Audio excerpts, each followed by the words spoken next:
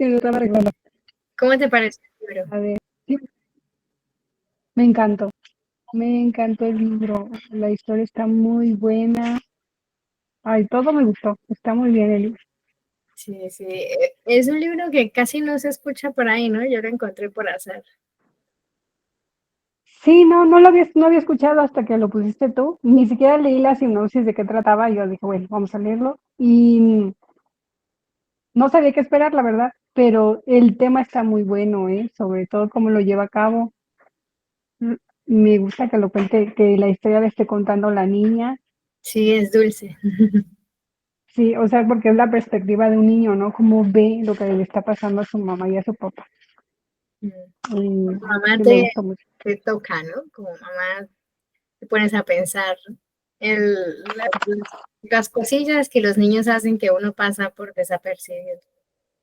Ajá, sí, oye, y fíjate que no he visto, muy pocos libros tocan ese tema, como que nada más es la herida de infancia, ¿no? Sí, desde que Pero, son adultos, ¿no? Lo narran como adultos. ajá, sí, es la herida que te dejó tu mamá, pero aquí está hablando de lo que le pasaba a la mamá. O sea, ellos no le entendían, pero sí. Ah, Sí. Hola, Hazel. hola. Este me pareció una muy buena opción después de haber leído el de Crisantemo. Cristian, complementa, ¿no? Por el contexto de la Sí, quedó guerra. súper bien, Sí, quedó súper bien. por la experiencia de Chillon en Manchuria, como que te hace un clic muy, Sí, muy bueno. Bueno, chicas, vamos ya a comenzar, ya las que se vayan uniendo, pues ya irán entrando a la sala. Pues de este libro no hay mucha información en internet.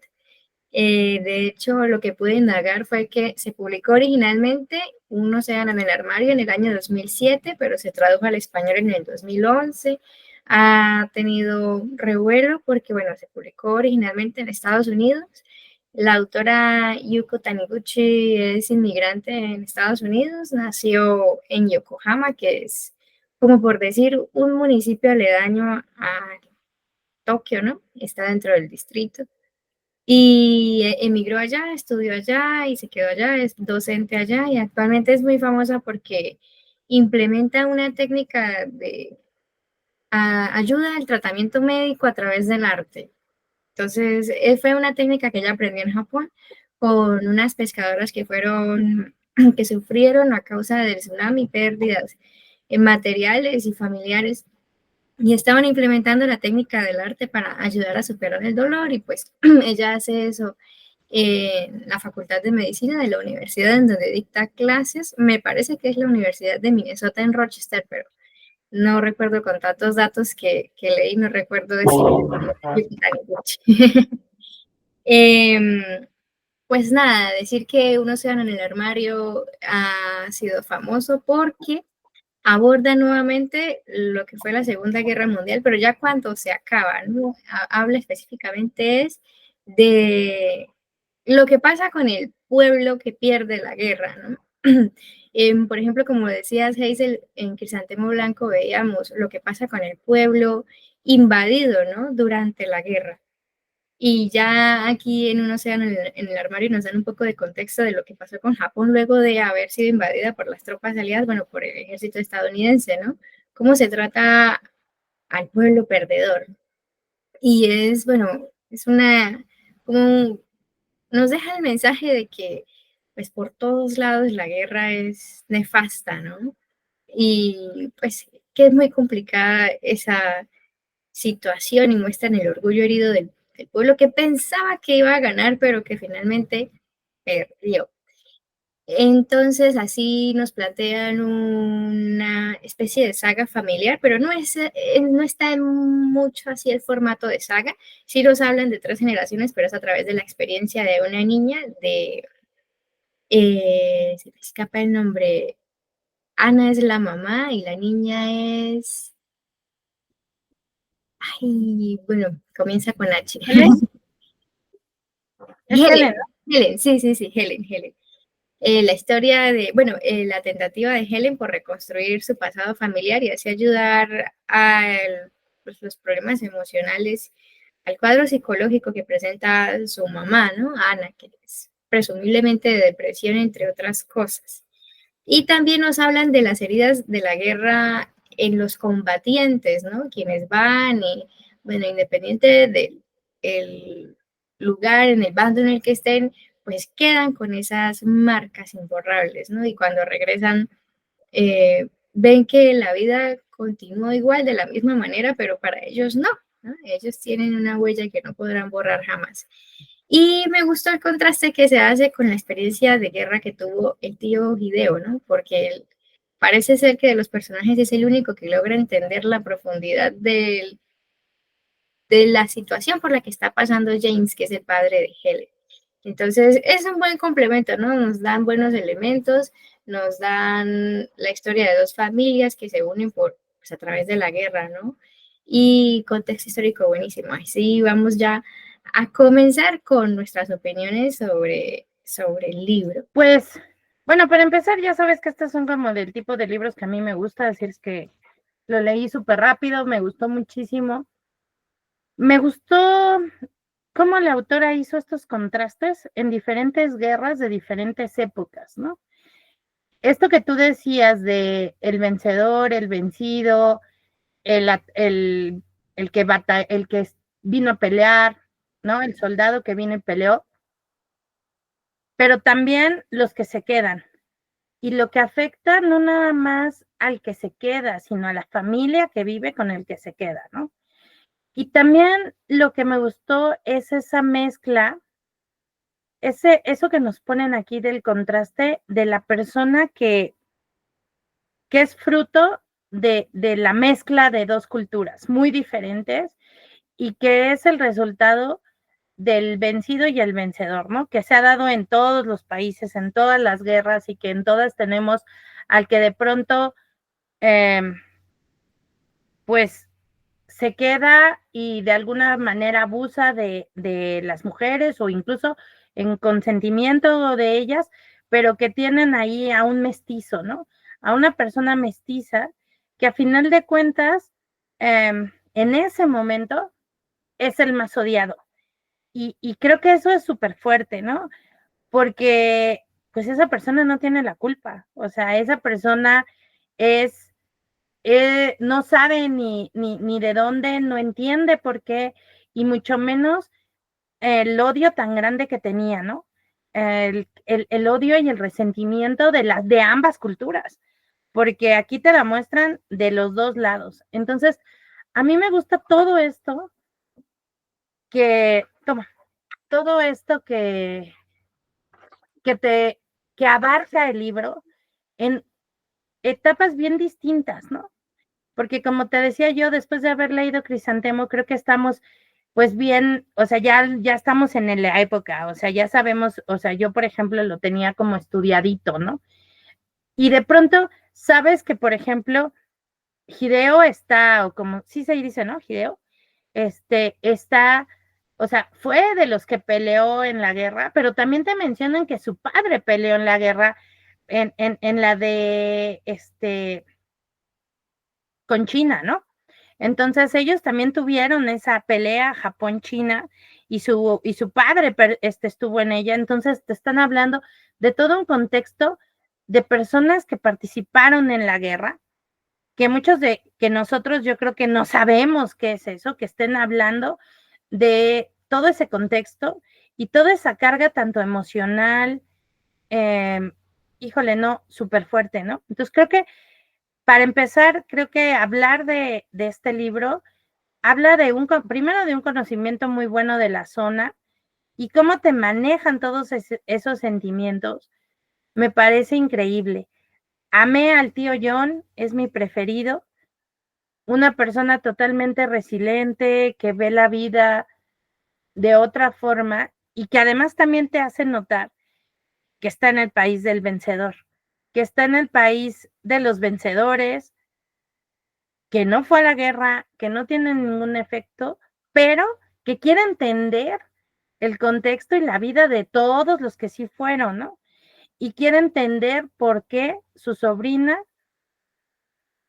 tiene problemas, ¿no? Porque a final de cuentas, ella sufre los efectos de la guerra sin ni siquiera haberla vivido, sin ni siquiera haber nacido en un lugar donde había guerra, porque pues ella nace en Estados Unidos y tampoco sufrió nada más, ¿no? O sea, porque a final de cuentas, Ana, pues tampoco ya nació en la guerra, o sea, es después de eso, ¿no? El único que está es el papá. Y creo que, híjole, tiene muchas cosas, creo que podemos hablar de este libro, pero en un principio quiero decir, me encantó cómo lo hizo, me gustó mucho cómo lo escribió la autora, y creo que esto que bueno, para empezar, yo siempre soy mi lista sigue creciendo, ¿no? Porque además ya bajé 3 libros, ¿no? De más para como complemento de que creo que es importante. Uno de ellos es la guerra de Vietnam, porque en la guerra de Vietnam creo que mucho fue el resultado o sea, como que ni sabemos de dónde es, si es más la publicidad, todo lo que es digamos que el cuarto poder, ¿no? Todo lo que fue lo que dijeron los reporteros, cómo se dijo, el poder, pero en realidad nadie ha querido decir como tal qué pasó ahí, ¿no? Porque hay muchísimas personas sobrevivientes que aún, bueno, que ahora ya están, pues que son ancianos, que han sufrido lo insufrible, ¿no? Y que creo que eso, que en esa guerra tuvieron efectos muy fuertes psicológicamente, a diferencia de otros, porque, o sea, además como que ni entendían a qué iban, ¿no? O sea, nada más los mandaron, ¿no?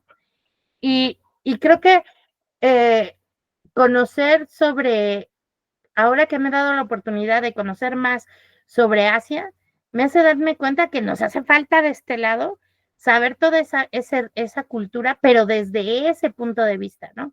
O sea, entiendo que la autora no es de allá, bueno, es inmigrante, ¿no? Por lo que nos dices, pero comprende a su pueblo, supongo que por su familia, y trata como del sentimiento. Me gustó mucho. Si quieres, ahorita seguimos hablando para darle oportunidad a las demás. Sí, y convenientemente, como hablabas del tío de Helen, es jardinero, ¿no? Porque al final, bueno, los ejemplos que él le hace son muy agradables y están un poco mezclados con lo que es la idiosincrasia de aquí, ¿no? De Japón. Eso, pese a que el personaje sea estadounidense, ¿no? Porque, por ejemplo, el ejemplo que le da del árbol que está hueco, ¿no? Y los palos que lo sostienen. Y después vemos que toda esa, pues, esas leyendas, esas historias antiguas de los espíritus de los árboles y tal, se desarrolla mucho aquí en Japón, ¿no? Entonces trata de hacerle un guiño, se hace un guiño entre la narrativa de Hideo y la narrativa del tío de Helen. Y el dibujo a mí me cautivó porque él hace el árbol, bueno, y dibuja la casa y dentro de la casa, mirando por la ventana, dibuja a James, ¿no? Al padre. Y la niña le pregunta, ¿por qué mi papá está dentro de la casa solo mirando?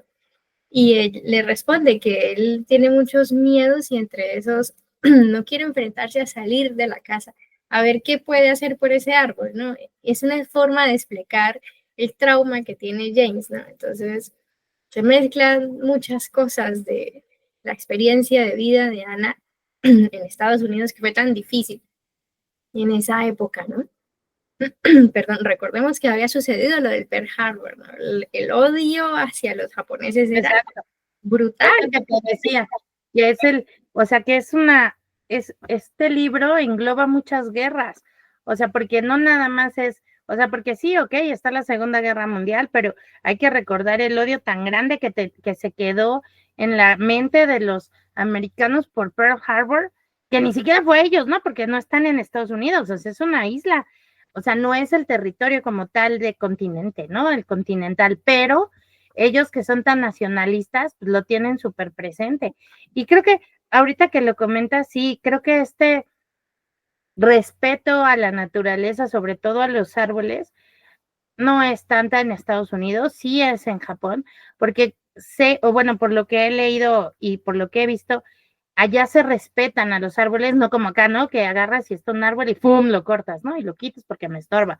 No, o sea, yo he visto muchas cosas de arquitectura en donde al árbol lo meten dentro de la casa o de las construcciones, o lo dejan y lo respetan, ¿no? Que creo que también ese es un acierto, porque a final de cuentas, ahorita ya tenemos que empezar a dar la idea a todas las generaciones del respeto a la naturaleza, de que no podemos estar en un mundo gris, sino en un mundo verde. Entonces eso también es bien importante.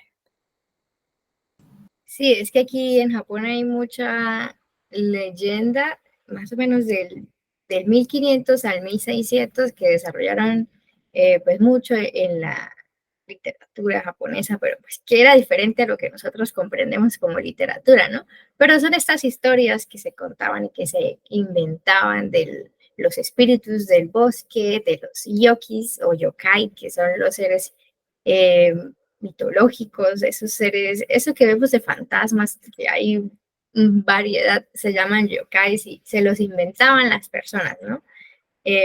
Para explicar todo lo que sucedía o para crear un mito o crear un miedo a alguna cosa, era más que todo algo impulsado por las esferas de poder, ¿no? Si querían generar miedo a que la población fuera a esa montaña porque allá iban a hacer algo, pues se inventaban una leyenda de allá y se difundía como si fuese cierta, entonces la gente ya creía que eso era real y así iban surgiendo estos seres y también así era el vínculo con la naturaleza, ¿no? Me recuerda cuando está Chillo, la tía, la esposa de Hideo, le cuenta a Helen la historia del conejo que está en la luna, ¿no? Eso es porque aquí en esa época, pues jugaban a inventarse formas en las nubes, ¿no? Pasa en todos lados. Pero entonces en la luna, por las formas, cuando está la luna llena, por las formas grises de los cráteres y eso, dicen que es la forma de un conejo. Entonces, los conejos de la luna, y de ahí se desarrolló toda la historia de que los fantasmas comen esos bollos de arroz hechos o esos pastelitos hechos por los conejos que viven en la luna. O sea, iba creciendo a medida que se iba difundiendo, a medida que iban pasando las generaciones, esa historia, ¿no?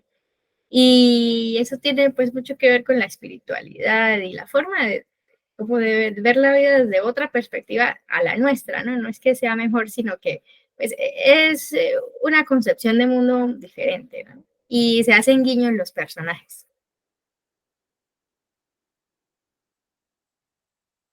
Eh, una cosa que me llamó la atención, bueno, muchas cosas me llamaron la atención, ¿no? Pero me gustó, pues, la forma en que los niños participan, ya lo veníamos hablando con Lupita, ¿no? En la historia, ¿no? Porque no solamente se ponen los niños como personajes accesorios o como el que está haciendo algo o se hace algo en favor de los chicos, sino que es la niña Helen la que narra una parte del libro, ¿no? Desde su perspectiva y ahí vamos viendo cómo ella no entiende cosas que pues para un adulto son lógicas y ahí también nos lleva, nos conecta con nuestro niño interior, ¿no? Nuestra infancia y para las personas que tenemos hijos nos hace pensar en cosas que a veces pasamos por alto de nuestros propios hijos, ¿no? Y nos preguntamos, ¿cómo mi hijo, cómo mi hija habrá asumido esta situación o qué habrá pensado de esto desde su perspectiva infantil?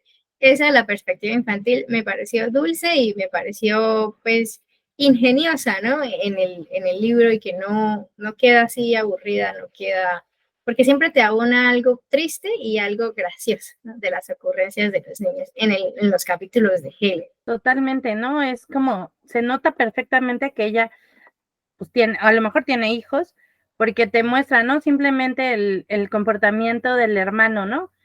De yo llegué primero, yo que tengo dos puedo decir que eso es muy común, hacen siempre, ¿no?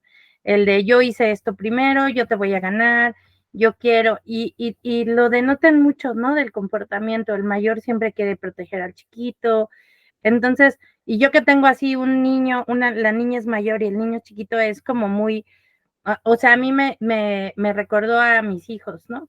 Entonces creo que gracias a Dios aquí nunca hemos tenido problemas de que la mamá se pone mal, ¿no? Y que lo metes en el armario porque yo me puse mal. Sin embargo, sí, por ejemplo, los he castigado porque alguno hace algo malo, no en el armario, sino en su cuarto, ¿no? Y sí, generalmente el otro va y lo ve y está así como voy con él. Eso me gustó también. Sí, y que están las dos opciones, ¿no? Como dices, la niña, perdón, la niña mayor y el niño menor en Estados Unidos, pero la hija menor y el hijo mayor en el caso de Hideo y Umi. Y cómo se enfrentaban también a un cuadro familiar difícil, ¿no? De que el padre era muy estricto, de que era otra época, de que la madre era muy sumisa porque pues ella estaba acostumbrada a otro mundo, ¿no? Y la llevan, actualmente todavía es así, que las personas de la capital de Tokio pues se sienten muy avanzadas, ¿no? Que metropolitano, que están muy acostumbrados a la vida urbana, etcétera. Pero ya en las ciudades pequeñas o en las ciudades del interior de otros distritos, pues de otros lugares más rurales, sí se siente que todavía está un poco anclado a las tradiciones, ¿no? Ahora en esa época mucho más, ¿no? Entonces, ¿cómo habrá sido para ese, pues nos ponen en la ficción, pero cómo habrá sido para una persona, una chica, criada dentro de la academia, ¿no? Del mundo intelectual, porque el padre era docente en el caso de la mamá de Hideo, y que tenía unas expectativas, pues claro, de quedarse en la ciudad capital, de tal vez casarse con alguien del gremio que pertenecía a su padre, y la envían a una granja de gusanos de seda en Hiroshima, ¿no? Que era, pues en esa época, poco atrasado. Y pues en términos de desarrollo urbano y de, bueno, de la mentalidad, de la modernidad, etcétera, pues debió ser un choque, ¿no? Entonces lo que hizo fue cerrarse, esconderse, ¿no? Y el hijo mayor la juzgaba por eso, ¿no? Y le decía a los hermanos, no estén mucho tiempo con mamá porque se les va a contagiar, como si fuese una enfermedad, su debilidad, ¿no? Entonces, a este cuadro familiar tenía que sobrevivir los hermanos menores y Hideo funge como el hermano protector hasta la muerte de Ume, ¿no? Ya cuando pasa lo que pasa y vive toda esa experiencia. A mí me pareció que Hideo era un personaje avanzado a su tiempo, ¿no? Porque por todo, por la forma en que asume el comportamiento del padre, por el sentimiento protector que surge hacia su madre, porque en esa época el comportamiento de Shinya, el hermano mayor, era común, ¿no? Hacia las madres, de menospreciar, de juzgar, de exigir demás, ¿no? También cuando va a la guerra, no es o no muestran al personaje tan metido en ese sentimiento imperialista, ¿no? De Japón y como tan xenofóbico, ¿no? Como sí fue en la época, porque a los, pues, los soldados, especialmente, claro que al pueblo, cuando hay una guerra se le infunde esto, pero a los soldados es casi que un lavado cerebral que se les hace, ¿no? Para que sean capaces de combatir en la guerra. Entonces, claro que las personas que combatieron, pues que tenían una conciencia del enemigo muchísimo peor de lo que describe Hideo en el libro, ¿no? Entonces, por todo parece que ese personaje está avanzado a su tiempo y luego cuando regresa y encuentra la situación de su hermana, decide ayudarla hasta el final, ¿no? Y se hace cargo de algún modo de la niña. Siente vergüenza, pero supera eso. Eso no era común. Incluso actualmente, no, o sea, sacándolo del contexto de guerra, pero en el caso de una hermana que haya muerto en esas circunstancias, que haya pasado por esa situación, no es común, ¿no? Todavía. Cuéntanos, Ciencia. Y creo que también, además de esta familia que nos planteas, que es la japonesa, también tenemos la de Chiyo, ¿no? Que es una familia que también, híjole, es súper fuerte, ¿no? Todo lo que Chiyo vivió en la guerra, porque ella estuvo en China, sin mal no entendí, y de Manchuria y tiene que viajar, y entonces todo lo que sufre en la guerra que ella vivió y el desprecio que le tiene, ¿no? Digamos que la mezcla, otra vez volvemos, ¿no? De un país y otro. Y creo que como tú bien dices aquí, Hideo, me parece un personaje, híjole, bien fuerte, porque incluso, y por eso estoy de acuerdo contigo de que es un poco adelantado, porque él se da cuenta que juzgó a esas mujeres de Corea, de Filipinas, que trabajaban en estas casas para el ejército japonés, que ya sabemos por el otro libro que pues las robaron y que las obligaron a hacerlo, pero él las creía malas y de pronto cuando llega con la hermana y la hermana le dice, ¿no? Lo hice por hambre, de pronto, o sea, él en lugar de juzgar a la hermana, se juzga a él mismo, o sea, él se juzga, se pide, o sea, le pide perdón porque a través del perdón de la hermana era pedirle perdón a todas las mujeres que él había juzgado, porque ni siquiera digamos que se los fue y se los dijo, o sea, sí les quitó la comida, pero no estaba tan deshumanizado, ¿no? Y tampoco creo que nos marca en el libro aquí, no sé, supongo que tú nos puedes dar más contexto porque estás allá, pero según yo he leído, por ejemplo, las personas fue un choque muy grande la pérdida de la guerra, porque el emperador era el dios, y de pronto le tuvieron que decir, tu Dios ya no es Dios, o sea, tu Dios es un humano, y el Dios que tú creías que era un Dios y que es el emperador, perdió. Y además va a pedir perdón o se va a entregar, y entonces todo en lo que tú creías, o sea, todo en lo que estaba formada tu ideología, se fue para abajo, ¿no? Entonces, aquí creo que fue un choque muy fuerte para todas las personas, sobre todo las mayores, porque creo que los que lucharon, pues a final de cuentas se dieron cuenta, ¿no? Salieron de su entorno y se fueron a uno nuevo, vieron cómo era el mundo, pero de todos modos su ideología debió de haber sido, o sea, el rompimiento de tu Dios que se cae, debió de haber sido muy fuerte en la cultura y creo que eso es determinante en el cambio de cultura, creo que en Japón, ¿no? O sea, creo que la cultura japonesa tiene un antes y un después precisamente porque perdieron, porque imagínate si hubieran ganado, o sea, seguiría siendo el emperador el dios, ¿no? Pero ahorita ya no, porque ya sabes que el emperador es un hombre. Y aquí eso te lo marca, o sea, de alguna manera te da el indicio, ¿no? Y creo que, por ejemplo, en el caso de Ana, ese choque tan grande cultural de cuando se vino, es a Estados Unidos, creo que es el resultado del odio que traía ya cargando, ¿no? O sea, esa mala vibra de todas las personas, ¿no? De todos los que estaban ahí, ¿no? Era muy fuerte. Y sí, yo creo que estos contrastes familiares, que además son inentendibles para John y su esposa, ¿no? O sea, porque de pronto ni siquiera Helen es capaz de decirles que mi mamá me metió al armario. O sea, porque no puede decirlo, porque la quiere proteger y también porque sabe que no está bien. Y estás hablando de un niño de 10 años, que eso es muy fuerte, porque tampoco es que sea tan grande Helen, ¿no? Helen es una niña pequeña que está protegiendo a todos, a su papá, a su hermana, a su hermano, a su papá y a su mamá, incluso al tío, ¿no? Y ya después hasta Hideo y a Chiyo. Entonces, ese peso de Helen me parece súper fuerte. Pero ya dejo hablar a Lupita. Sí, como dices, en esa época hubo una temporada de amargura brutal, no solo por la catástrofe de las bombas, ¿no? Y de los bombardeos, y es que las ciudades estaban, como se describe en el libro, ¿no? Habían desaparecido y además, pues las personas que quedaron en condición de mendicidad, personas que como por ejemplo Ume eran de familias pudientes, ¿no? Incluso de familias aristócratas que estaban relacionadas con el antiguo sistema de los samuráis, todo eso, pues hubo muchas personas que cayeron en desgracia.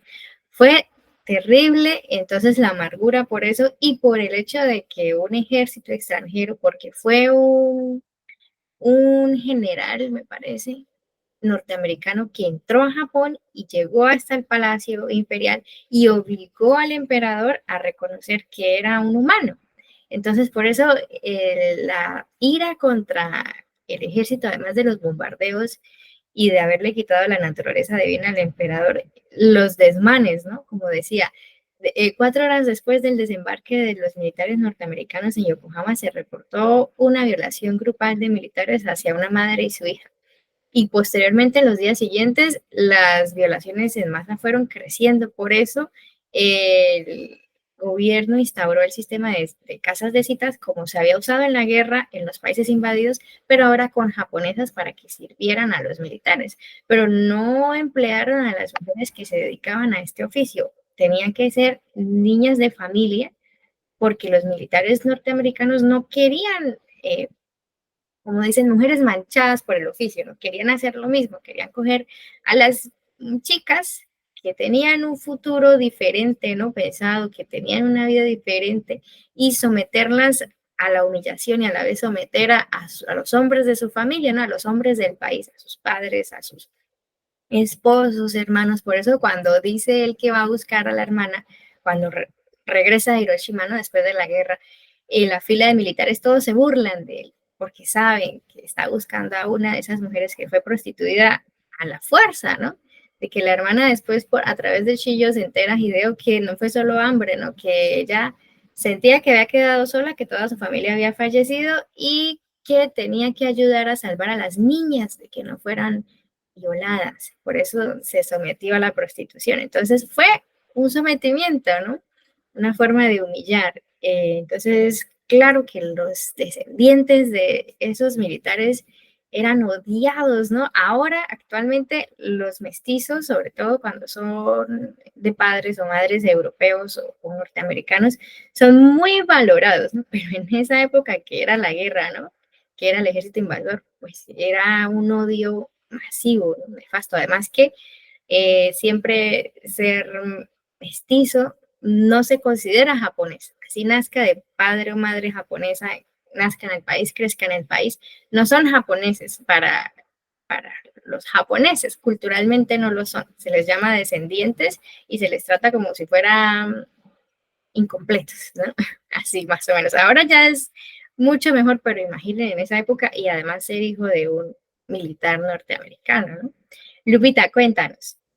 No, ya. Muy interesante lo que dices, sabe que yo no sabía mucho de esa historia de Japón, cuando perdió, por qué perdió y todo eso. Em, no he leído muchos libros que se refieren a la historia así de lo que pasó allá. Esta historia me gustó mucho porque sí trae contexto histórico. Me gustó mucho también que cuando habla la niña, ¿no? Cómo ve a su mamá y a su papá, lo que los papás pasaron, lo que la familia pasó, porque fue toda la familia de ellos, de la mamá sobre todo. Eh, cómo vivieron las guerras, todos, lo que pasaron, lo que sufrieron, lo que tuvieron que abandonar, a lo que fueron sometidos, ya como ustedes lo dijeron. Este libro está, para mí está completo, no, o sea, no te da detalles de toda la historia, pero sí está completo para decirte lo que pasaron diferentes personas y diferentes familias en la guerra, ¿no? Que pasa ahí, que yo no tenía, por ejemplo, ahorita que ustedes están diciendo, yo no tenía muchas ideas, ¿eh? O sea, ustedes me están dando un contexto más grande de lo que pasó realmente.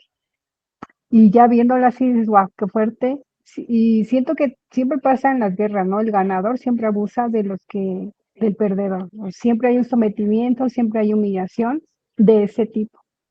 Entonces, y yo creo que pues, como humanidad, pues seguimos igual. Yo creo que ahorita las personas que están en guerra están igual, ¿no? Hay sometimiento, hay de todo. Siempre hay ese tipo de cosas.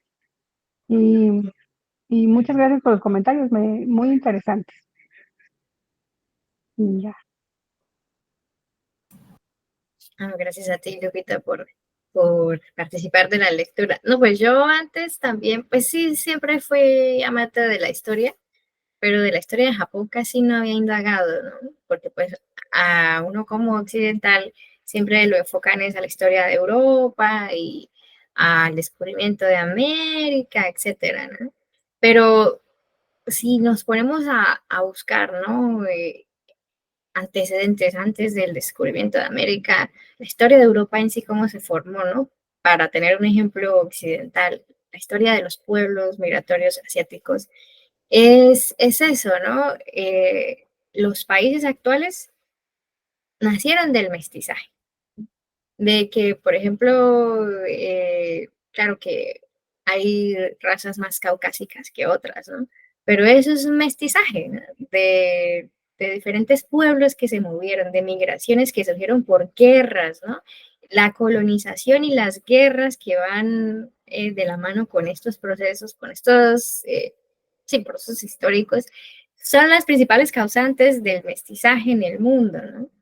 Y de hecho, si nos ponemos a buscar pinturas de tiempos antiguos, por ejemplo, en Japón yo hice ese ejercicio, en el museo mi esposo me decía, ¿no? Es que parecen chinos, no parece que somos japoneses.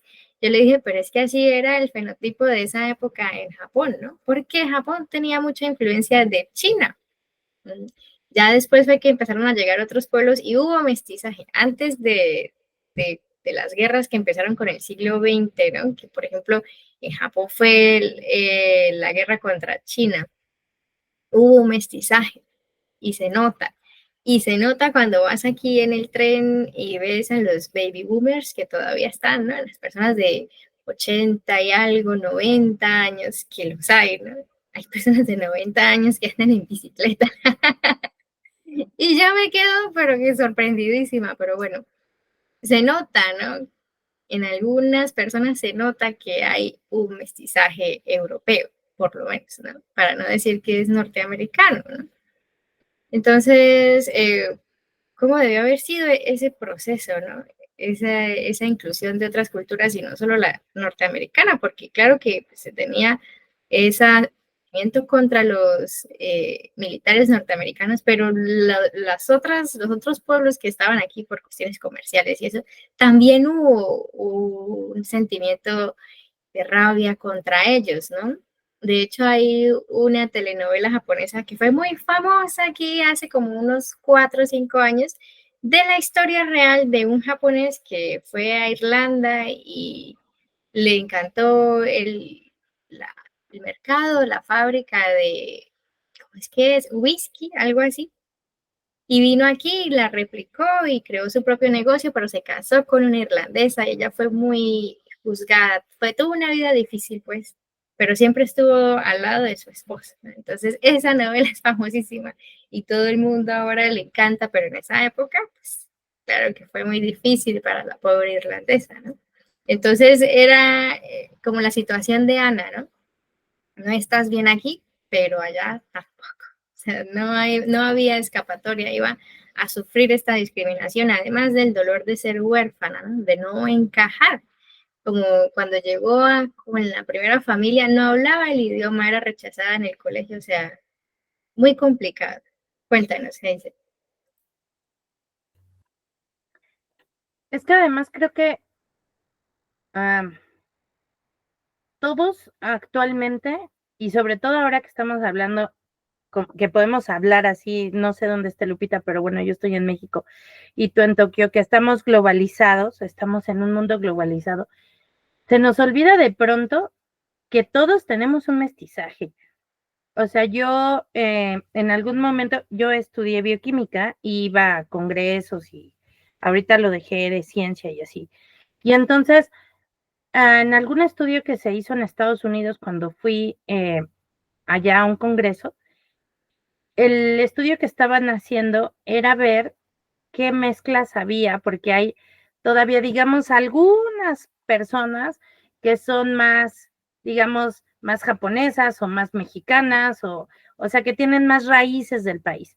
Y entonces ellos empezaron a sacar como todo la carga genética, el genotipo, y estar viendo ciertas características para ver qué tanto eras, un país era, por ejemplo, obviamente México, pues es más español que otra cosa, ¿no? O sea, somos mexicanos españoles, otras franceses, algunos tienen cosas de África, y así, ¿no? Porque pues al final de cuentas somos el resultado, por ejemplo, todos los que hablamos español, pues de los españoles que vinieron a América, ¿no?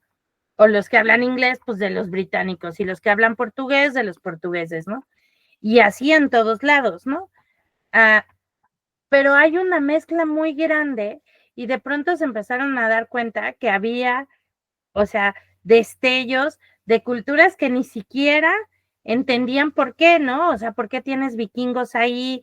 ¿Por qué tienes maorís? porque hay, pues porque simple y sencillamente se mueven por el mar, o sea, originalmente se movían por el mar, por los estrechos iban, porque Japón y China en algún momento estuvieron ahí unidos, en ese lado había, por ejemplo, en Europa hay mucho de sangre mongola del lado del este, porque pues los mongoles llegaron y Gengis Khan era, además de esos hombres machos que andaban con miles de mujeres, ¿no?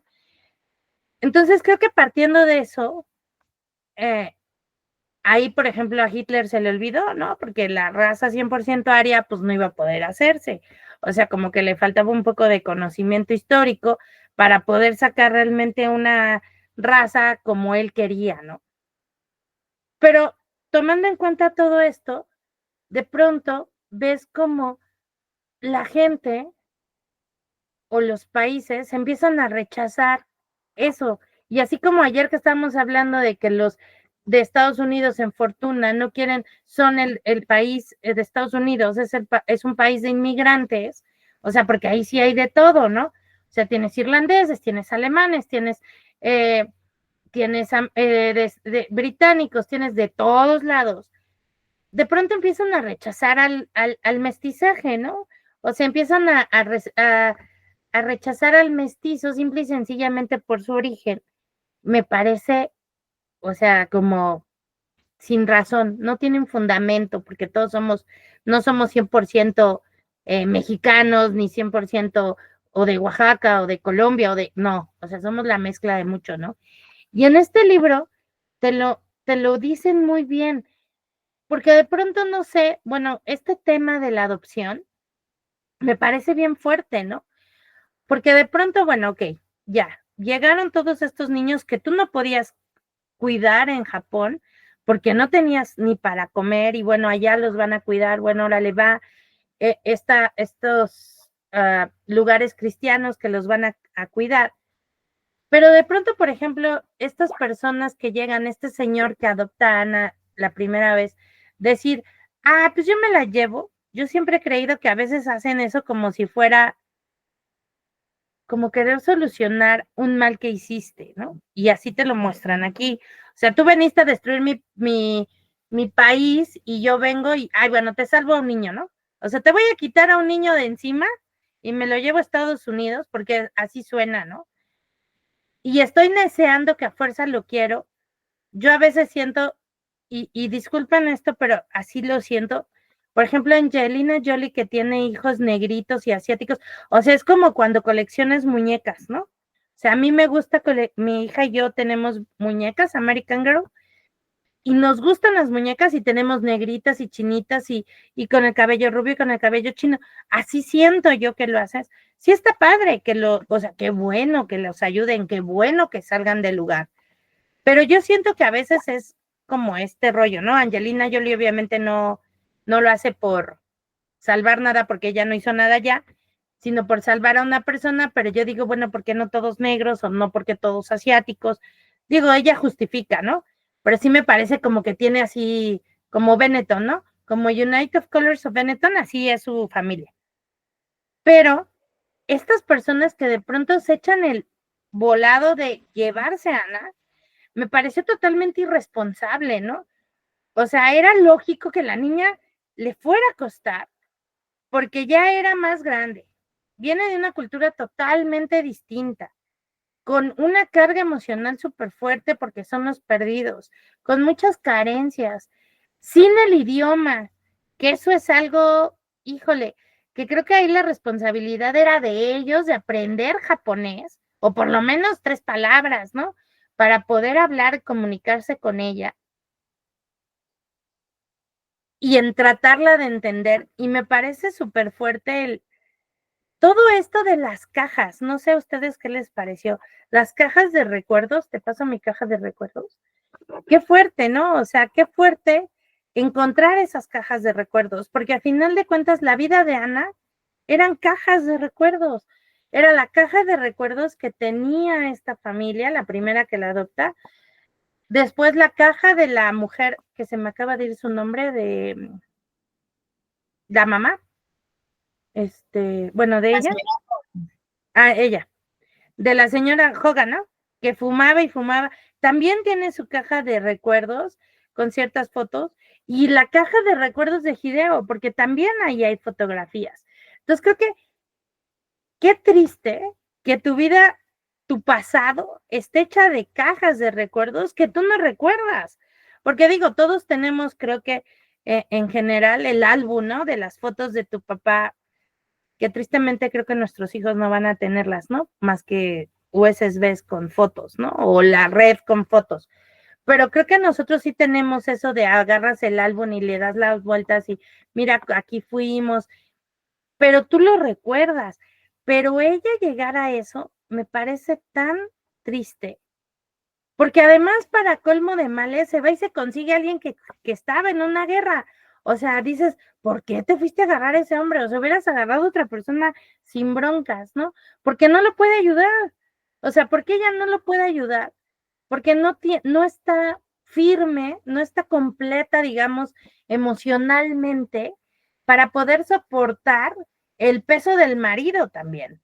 Entonces era lógico que esos dos niños iban a sufrir y bendito Dios que se los llevaron al tío y a la tía, que los podían cuidar y que estaban bien, porque tener un hijo es muy difícil y tú debes de soportar y tienes que enseñarles y darles esa fuerza y esa confianza, cosa que ellos no tenían, ¿no? O sea, bueno, James un poco más porque él era el trauma de la guerra y creo que era cuestión de terapia, pero ella no, o sea, ella de verdad, qué triste la vida de Ana. O sea, porque la vida de Ana ni siquiera era una vida que supiera de dónde venía, o sea, no sabe, o sea, el saber, por ejemplo, que nunca le dice, porque creo que no se lo dice, ¿no? Hideo no le dice a Helen que no sabe quién es el padre, ¿no? Y que además nomás entró, lo tuvo y vaya Dios, ¿no? Exacto, ella no tenía ninguna identidad, no tenía eso, a su madre no la conoce, es rechazada en Japón, es rechazada en Estados Unidos, no funciona en una casa, en la otra pues ya la quieren, pero pues tampoco tiene esa fuerza, porque además de todo se nota desde el momento en que ella no le dijo a sus hijos que la otra era su mamá, ¿no? Su mamá adoptiva. O sea, qué fuerte para Helen que ella le tenía miedo a esa persona y además le chocaba ir a la casa de la señora Hogan porque olía feo, porque todo, y tampoco tenía ningún sostén ahí, porque no pudo decirle ella que era su mamá adoptiva. Entonces, qué triste que durante toda su vida de su infancia y todo, lo que la señora Hogan le transmitió nunca la hizo sentirse amada y que ella fuera su madre. Esa es una cosa que me parece súper fuerte en el libro, ¿no? Muy fuerte el que ella no pudiera haber hecho eso. Porque, por ejemplo, con Helen, regresa diciéndole mi tío Hideo y mi tía Chillo. Aun cuando se le hace súper raro todas las casas, ¿no? Y el sistema de cómo me baño, que también eso se me hizo súper interesante, ¿no? El llegar a la tina, bueno, ¿no? Bueno, yo aquí no tengo tina, no nos bañamos en tina, te bañas en regadera y de corrido, ¿no? Y la tina es como, o sea, tener una tina, yo creo que yo nada más me baño en tina cuando voy de vacaciones y creo que no lo he hecho desde que tengo niños porque digo, ay, no se me vayan a ahogar. Y cuando hay una tina ahora que ya son grandes, ellos son los que la usan, no yo. O sea, no he tenido como esa, ¿no? Pero la niña llegar y con el frío y ver como el cambio, porque es en otra época, ¿no? No estamos en actual, digamos. O sea, es un poco antes. Llegar y el choque cultural que tienen a la casa y cómo se bañan y cómo le da asco, ¿no? Decir, y todos nos vamos a meter en esta tina guácala, ¿no? O sea, qué horror. Y creo que, bueno, no sé cómo sea en Colombia, supongo que son muy parecidos a todos los de Latinoamérica, somos parecidos en eso del baño, ¿no? Pero, por ejemplo, en Europa, que sí también la tina se llena y la vas viendo cada vez más sucia, o sea, es una cosa que chocas mucho, ¿no? O sea, ese es un choque muy fuerte y para un niño peor. Entonces, creo que sí, en ese momento, Helen pudo entender un poco a su madre, a través de la oportunidad tan grande que le da John de ver las raíces y lo que estaba, sin haber, claro, vivido la devastación, porque, o sea, la devastación debió de haber sido tan horrible, o sea, lo que Hideo vivió al regresar a su pueblo y ver esa devastación y todo lo negro, que aquí nos lo dicen así súper poquito, ¿no? Pero pensar en esa devastación por una bomba nuclear donde no iba a crecer nada durante muchos años y donde a veces, no sé, pero según yo en las últimas cosas que escuché, hay lugares que todavía hay radiación y que se siente, ¿no? Y que no está igual. Pero ahí eso es lo que de pronto agarras y dices, qué fuerte eso que nos está mencionando, ¿no? La autora. Igual el que busques mujeres con hambre para hacer tus burdeles para los americanos, porque ellos necesitaban gente limpia y gente no manchada, lo mismo que los japoneses hicieron, ¿no? O sea, pues te lo pago, ¿no? Ahora por la misma moneda. Y más triste aún, que todo lo que se escribía, porque eso sí lo leí antes en otro libro que leí sobre la guerra en este lugar, bueno, en esta área. Creo que durante varios años, no sé cuánto, no me crean mucho los años, pero durante varios años en Japón no los dejaron escribir sobre la guerra. O sea, estaba prohibido a los japoneses hablar sobre Japón. O sea, escribir los desastres que vivieron, escribir lo que hizo el ejército, escribir lo que sufrieron posguerra y todo el trauma del emperador, no los dejaban hasta poco tiempo después. Y a varios autores que creo que sí lo estudiaron o escribieron más bien, los metieron a la cárcel o los mataron o yo no sé, ¿no? Porque hay algunas obras que tienen poco relativamente porque no fueron posguerra, sino ya casi mucho más acá, publicadas para que supieras los horrores de la guerra, ¿no? Y ahí tenemos también lo que vimos en Crisantemo Blanco, ¿no? Que aún todavía hoy no aceptan que lo hicieron y tienen el tratado de, o sea, quitaste una estatua, o sea, una estatua, no la quisiste dejar afuera de tu embajada porque no quieres aceptar el mal que hiciste. Eso me parece, híjole, súper feo, ¿no? O sea, habla muy mal de la cultura, ¿no? O sea, del gobierno que no acepta, ¿no? Entonces, bueno, sí me parece bien fuerte este libro en esos aspectos.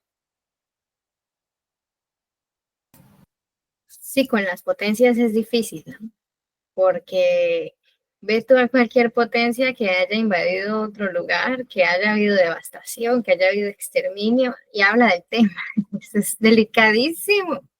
Así haya pasado hace 100, 200, 500 años, eso no fue así, ¿no? Eso es una leyenda, eso es mentira.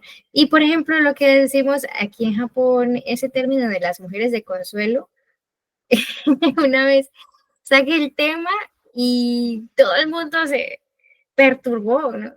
Eso no pasó, me dijeron algunas personas, ¿no? Eso fue una conspiración mediática en contra del emperador. Entonces yo lo dejé ahí, ¿no? El tema. Pero saca esos temas en los países que han sido imperio, a ver cómo te tratan. No les gusta, no les gusta. Es complicado. Mi esposo tiene una amiga que es su amiga es la esposa del embajador de Polonia. Bueno, es la esposa del que fue embajador de Polonia hasta hace como 6 meses, aquí en México. Entonces ellos son amigos desde antes, pero por azares del destino ella viajó, se casó con un polaco y luego el polaco pues lo volvieron embajador, y como ellos dos se casaron y habla ella pues español y aprendió polaco, pues los han mandado de embajadores como a muchos países en Latinoamérica, ¿no? A Chile, creo que también estuvieron en Colombia, aquí en México, ella es mexicana, así que sus hijas son México-polacas, ¿no? Esa es su nacionalidad, aun cuando creo que una de ellas nació en Chile. Pero, por ejemplo, ellos hablan mucho, y Gabriela a mí me cuenta, en Europa ves que pues casi todos los países hablan varios idiomas porque hablan los que son vecinos, ¿no? Entonces, pues son multiculturales porque son tan pequeños los países que te conviene hablarlos de al lado porque pues a final de cuentas puedes moverte. Pero ellos me dicen que, por ejemplo, Polonia, nadie aprende alemán porque los odian. O sea, porque aún ahora odian a Alemania porque Alemania a ellos los invadió primero. En su país fue la mayor, pues no sé, muerte de todos, todos los campos de concentración los hicieron en Polonia, hicieron muchas cosas malas. Y aún ahora, en este año, o sea, ellos, por ejemplo, pues siguen celebrando, o bueno, más bien recordando el término de la guerra, la liberación de todas las personas en Auschwitz, y ellos, por ejemplo, no estudian alemán cuando ellos están al lado de Alemania, ¿no? Y no pueden hablar de eso, aun cuando ya también Alemania les ha pedido perdón. Y ellos y los alemanes se han pronunciado como no fuimos los alemanes, fueron los nazis. O sea, no todos los alemanes fuimos nazis. O sea, sí los nazis eran alemanes algunos, pero también había de otros austriacos y de otros lugares. Pero no todos los alemanes fuimos nazis, así es que no tienen por qué ponernos, estigmatizarnos de esa manera, ¿no? Igual que en Japón, ¿no? No todos los japoneses, digo, yo no he leído, y ahora ya me dio curiosidad, no he leído como de la gente que se quedó, la gente que no apoyaba, ¿no? Pero creo que ahí era más fuerte porque el emperador, a final de cuentas, a ser el líder religioso, pues los tenía que conminar, obligar a hacerlo, ¿no? Pero creo que ahí sí es un tema bien difícil de tener, y creo que también en este libro te lo marca muy bien, y creo que por eso te digo que a mí el tío me encantó, porque es un hombre tan resiliente, tan fuerte, tan sabio. O sea, el tío es sabio, o sea, el enseñarle a los niños de esa forma, que de pronto no sé si te pase a ti, no sé si Lupita tiene hijos, pero si tú, sí tienes, de pronto hay veces que quisiera sacar así alguna cosa como la de los árboles para explicarle a tus hijos algo, ¿no? Para decirles, es que tú debes de ser fuerte. O sea, una manera de explicarles las cosas de esa forma para que se les quede grabado y que no se los digas como lo normal, ¿no? De es que mira que esto, o sea, no, algo que les haga llegar más adentro. Y también creo que Hideo es una persona también igual de inteligente al entender a Chillo, que además también me parece también ahí bien revolucionario porque la dejó estudiar y le da su espacio para tocar el instrumento. Y miren que mi hijo toca el violín y que ya llevo unos años, bendito sea Dios, que ya, bueno, tiene poco que dejó de hacer, desafinar tan feo. En esos instrumentos de cuerdas, ay, pides a Dios que ya toquen así como, oh, yo te lo mejore, porque es horrible, ¿no? O sea, en lo que están repite y repite. Es que mis hijos uno toca el violín, mi hijo chico, es como intermedio, principiante intermedio, entonces todavía no toca muy bien. Pero mi hija toca el piano, ella sí ya es avanzada. Pero de verdad es cansado, o sea, es cansado estar escuchando a una persona que cuando tiene que sacar una pieza la repite y ya después dices, oye, por favor, ya que acabe, ya que es el recital, ¿no? O sea, ya por ejemplo mi hija dices, bueno, ya toca Bach, dices, bueno, le sale medio feo, pero bueno, ya, ¿no? Pero el otro que de pronto, entonces el que Hideo lo haga, también me parece revolucionario, porque según yo tengo entendido, tú me podrás corregir, Japón es machista, ¿no? Japón es una cultura, o sea, machista ha ido cambiando, pero eran muy machistas, y ellos y las mujeres, o sea, como en todos, ¿no? Pero aquí era muy marcado, ¿no? El rollo del esposo, o sea, el esposo, algo leí como de respeto, ¿no? Hasta la manera en la que la esposa tiene que hablarle al esposo no sé si ahora, pero antes sí, era una forma así como de, sí está bien usted, ¿no?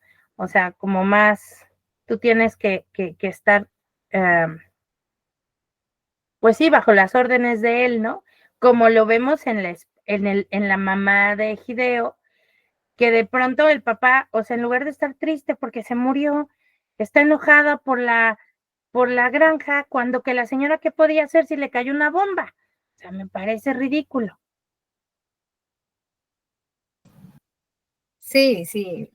No, y lo que dices de Hideo es que además se fue en una beca a Londres y se la llevó. En principio iba a estar solo un año, ¿no? Eso normalmente no sucede cuando es una estancia tan corta. Aquí normalmente, bueno, las empresas, las multinacionales japonesas los trasladan, en el caso del trabajador, se sabe que se van a quedar años, ¿no? Algunos se llevan a la familia, otros no, pero anteriormente, cuando iban a estar en estancias cortas, la esposa esperaba al marido en Japón, no se la llevaban, ¿no? Y él se la lleva y va estudiando, o sea, tiene menos facilidades económicas y se endeuda 2 años para comprarle el instrumento, o sea, por todo ese personaje es avanzado. Y sí, Japón es un país muy machista, pero, o sea, es un machismo diferente al que nosotros conocemos. No sabría cómo explicarlo. Tengo que sentarme a hacer una lista, pero sí es diferente, es machista, es diferente y actualmente ha mejorado mucho en lo que uno lee, ¿no? Ha mejorado mucho, pero todavía hay un código de respeto. Es más de que se quedó impreso en el lenguaje, ¿no? Pero, por ejemplo, la esposa no dice, mira, te presento a mi esposo, ¿no? Dice, mira, te presento a padre. Padre es el marido, ¿no? Porque se entiende que es el padre de sus hijos. Y él le llama madre, le presenta madre. Se entiende que madre es la esposa, porque es la madre de sus hijos, ¿no? Y yo le digo así a él porque así la niña me entiende, porque así se lo mencionan a Pero ¿y él. si no tienes hijos? Si O no sea, tiene hijos, sí se le dice por el apellido y el san, ¿no? Que es como el señor, por ejemplo, el apellido es Takaguchi, Takaguchi-san. Takaguchi-san es, pero no existe la palabra esposo. O sea, ex- como de este es mi esposo, o sea, esa ex- no se usa. existe, pero no se usa, solo se usa en confianza. Es Ah, así muy próximo. Pero cuando lo presentas a tu jefe en un círculo que no sea así muy íntimo, muy familiar, muy del núcleo, si estás hablando con los mayores de, así sea tu familia, tienes que decirle así por el apelativo respetuoso. Pero es pero algo que y si está tú, o sea, por ejemplo, si está, por decir, tu suegra y tú eres madre y su mamá, ¿qué es? ¿Madre también? sí, no, es la abuela. Ah, ok. Se le dice abuela o abuelo. Ah, Sí, es algo ya que va más en el lenguaje y pues ya cada familia lo usa como sea su dinámica familiar, ¿no? y en cuanto a la migración, ¿cómo es allá, actualmente? Bueno, ahí o sea, por ejemplo, tú que estás allá y tienes una niña que es colombiana y japonesa, ¿cómo es? ¿Ya no hay problema con ella? ¿Ya la aceptan? Ah, del mestizo. Sí, ya Ajá. no hay problema. Ahorita es positivo ser mestizo, o sea, como que llama la atención, como que hay una idea de que los descendientes, se le dicen así, hijos de japonés y no japonés, son más bonitos. ¿Y en todos? O sea, en tanto en ciudades grandes como en más chicas. O sea, eso En ya es así. En todos, pero en ciudades así muy pequeñas, muy del pueblo, en donde se conoce todo el mundo, hay solo 20 casas. Sí, hay lugares que no es que los traten mal, pero sí los aíslan un poco. Mm. Oye, y nada más digo, ya pregunta ya para chismear bien.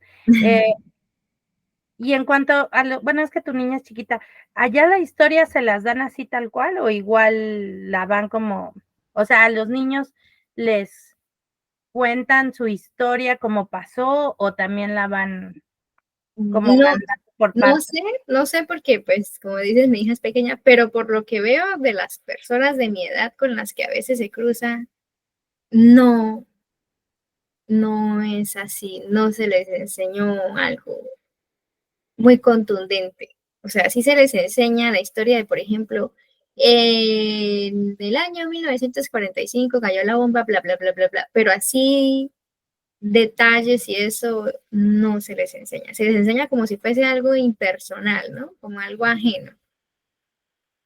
O sea, les enseñan su pasado antes del 45 y ya después ya lo menciono y luego ya. No, lo que viene después, más que todo, se enfocan es en el desarrollo económico de la década de los 80. Ah, pero entonces hay como Como un vacío, o sea, se pasa por esos años, pero como cosas muy superficiales y luego ya profundizan de los 80 en adelante, ¿no?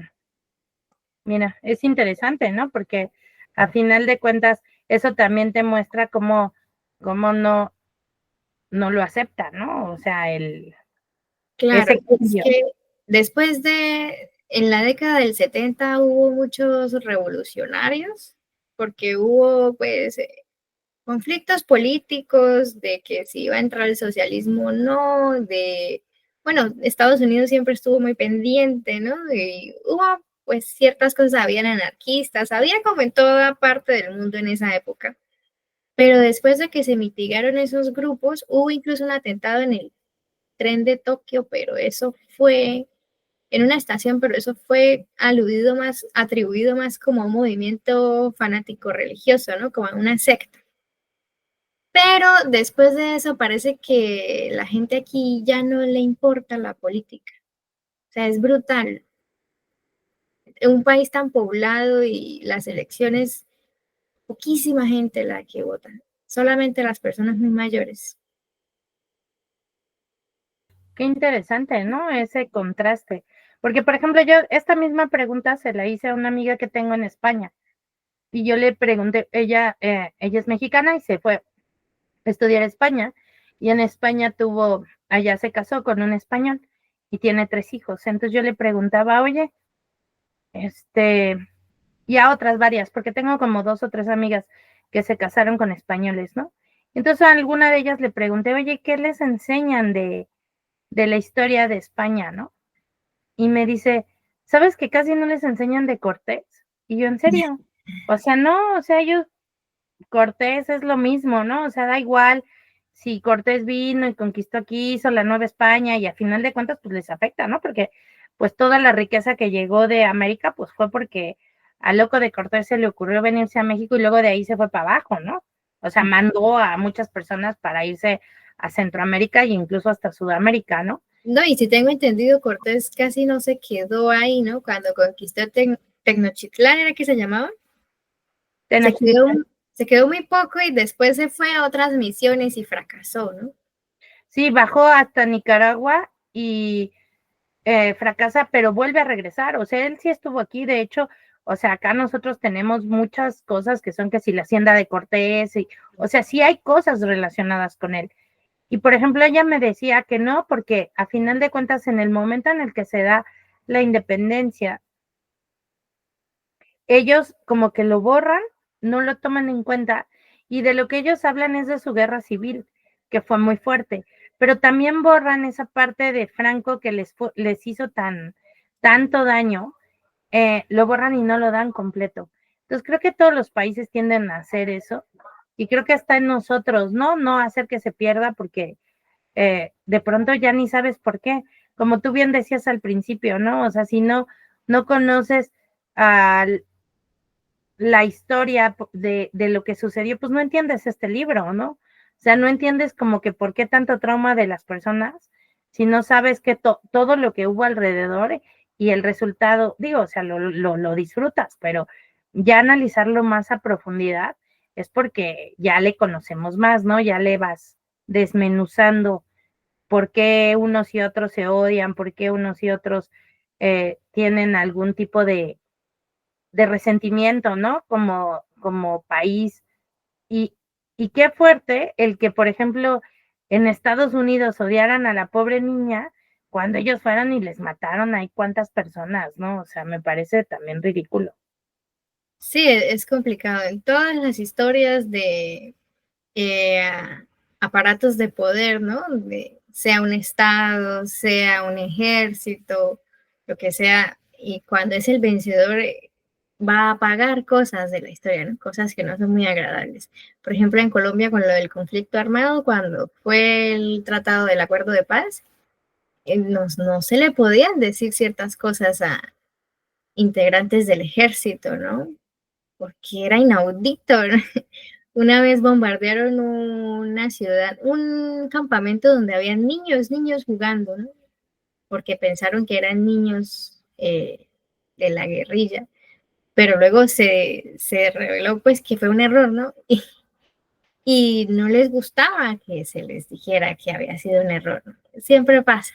Por eso están estas comisiones de la verdad en todo, ya sea conflicto armado, ya sea colonización, todo eso. Esta figura surgió para eso, ¿no? Para salvar la verdad de la versión que da el vencedor, ¿no? ¿Quieren agregar otra cosa, chicas?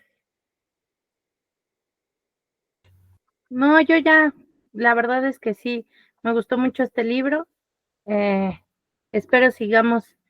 El clan, no me he fijado la verdad de qué es porque ando como, ya sabes que como con otros 4 que tengo que acabar, pero pero bueno, pues ya, en su momento ya estaré lista. Sí, Para, el clan Inugami es de una familia que se agarra de los cabellos cuando muere el patriarca para ver quién se queda con la herencia, pero al morir el patriarca desencadena una especie de maldición porque él tenía una deuda con un monje sintoísta, creo que era, que lo salvó de la muerte y la pobreza. Entonces, cuando muere y acaba como esa oportunidad, la maldición que le caía a él con la muerte se desata en la familia.